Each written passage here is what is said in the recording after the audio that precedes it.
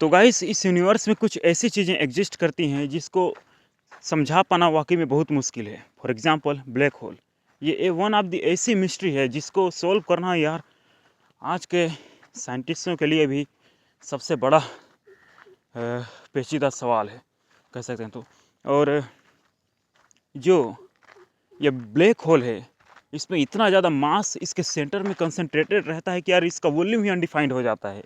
इसकी डेंसिटी तो एकदम इन्फाइनाइट, क्या बोलें यार, कुछ नहीं समझ नहीं आता इसकी डेंसिटी कितनी ज़्यादा होगी। मतलब इसको इमेजिन करना भी बहुत मुश्किल है। डकार आ रहा है, अभी पानी पिया था। तो इतना ही ज़्यादा डेंसिटी उसमें, तो उतना ज़्यादा मास लगभग बिलियन सोलर मासेस के आसपास रहता है।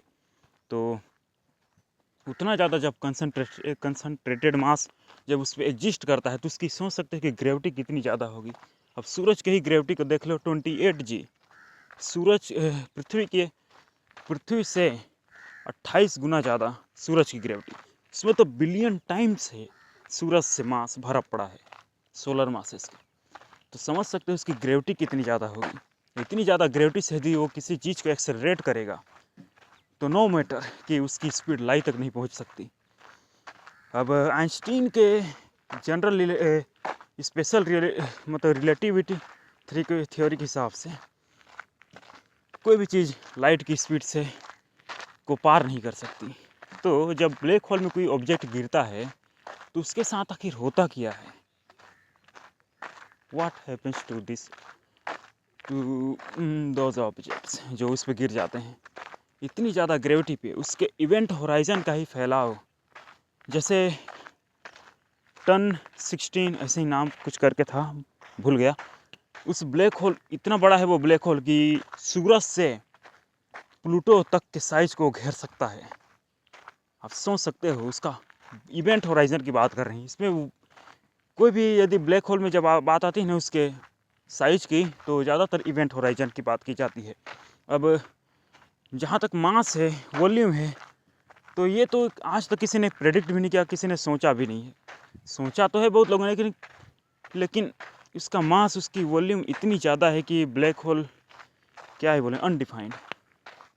तो जब अनडिफाइंड उसका मास होता है, उसकी मास बोलता हूँ, अनडिफाइंड जब उसकी वॉल्यूम होती है तो उसको तो उसका साइज को तो मतलब इस आधार पे तो नहीं बोल सकते कि उसके वॉल्यूम के हिसाब से तो उसकी साइज को नहीं बोल सकते। तो इसलिए हम इवेंट होराइजन पे बात करते हैं कि आखिर कि इस ब्लैक होल का साइज कितना ज़्यादा होगा। तो टन 16 ऐसे ही कुछ करके है यार ना, टन 16 यही है ना, ब्लैक होल है जो यहाँ से लेकर के, मतलब सूरज से लेकर सोलर सिस्टम का सेंटर सन से लेकर के उसका इवेंट होराइजन का जो फैलाव है, यदि हम उसको सोलर सिस्टम पे रखें उस ब्लैक होल को, तो सूरज से लेकर के प्लूटो तक के घेराव को घेर लेगा, फैलाव को घेर लेगा। तो आप समझ सकते हैं उसका साइज कितना ज़्यादा होगा। बिलियन टाइम्स उस पर मास भरे पड़े हैं सोलर मासेस के आसपास। उतना ज़्यादा मास उस छोटे से वॉल्यूम पर, और उसका वॉल्यूम तो अनडिफाइंड है, जीरो। अब बिना जीरो, जब किसी चीज़ का वॉल्यूम जीरो होता है तो वहाँ पर क्या एग्जिस्ट करता है? कुछ नहीं। बिना वॉल्यूम के मास कैसे एग्जिस्ट कर सकता है? तो जब ब्लैक होल का वॉल्यूम ही नहीं है तो वहाँ पर उतना सारा मास कंसंट्रेटेड कैसे है? This is one of the most biggest question of our universe. तो जब उसका वॉल्यूम जीरो है तो उस जीरो वॉल्यूम पे उतना सारा मास कैसे कंसंट्रेटेड है? मैं स्टार टॉक नील देग्रास टाइसन का एक क्या बोलते हैं पॉडकास्ट सुन रहा था, ठीक नहीं, स्टार टॉक में यूट्यूब चैनल है उनका।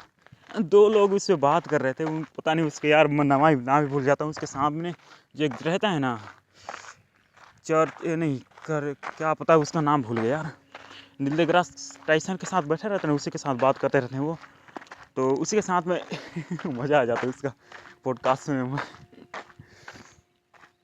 तो उसी में वो बात कर रहे थे कि मतलब मैं भी वहाँ पर देख करके अचंभित हो गया यार, कि जब ब्लैक होल का साइज, मतलब उसका वॉल्यूम जीरो होता है, जब किसी भी ऑब्जेक्ट का अब ब्लैक होल तो यूनिवर्स में एग्जिस्ट करता है तो उसको ऑब्जेक्ट तो बोल सकते हैं, बॉडी बोल सकते हैं। तो जब उसका वॉल्यूम जीरो है तो जीरो वॉल्यूम में मास कैसे है? और जब मास है तो मास कहाँ से है, कहाँ है? एकदम पॉइंट है बस स्पेस में। या फिर हमारे पास मास का डेफिनेशन ही कुछ गलत है कि मैटर होगा तो मास होगा। ये मास आखिर है तो है क्या?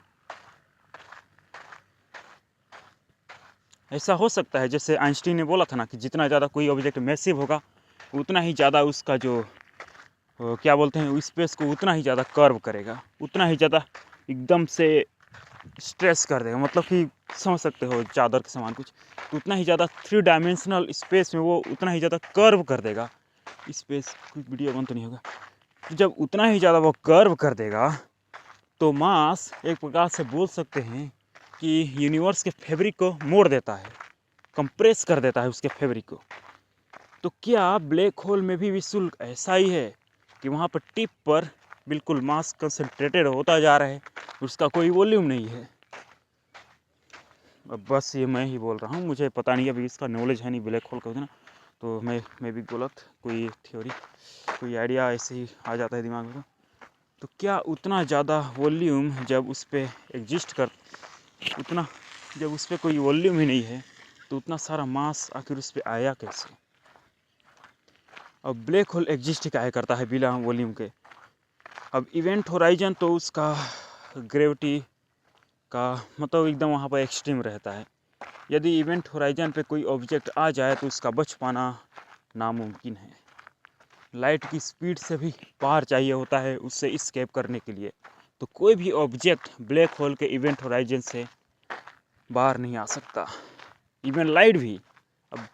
अब कोई भी ऑब्जेक्ट जब लाइट की स्पीड से पार ही नहीं जा सकती तो फिर ब्लैक होल के इवेंट होराइजन से निकलना तो नामुमकिन है। इतना ज़्यादा मिस्टीरियस है हमारे यूनिवर्स में ये ब्लैक होल्स।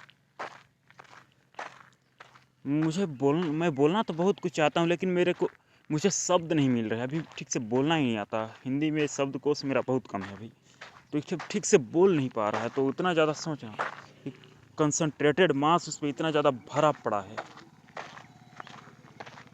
उतना ज़्यादा कंसंट्रेटेड मास उस पर भरा पड़ा है और उसका वॉल्यूम जब जीरो है तो फिर उतना ज़्यादा कहाँ?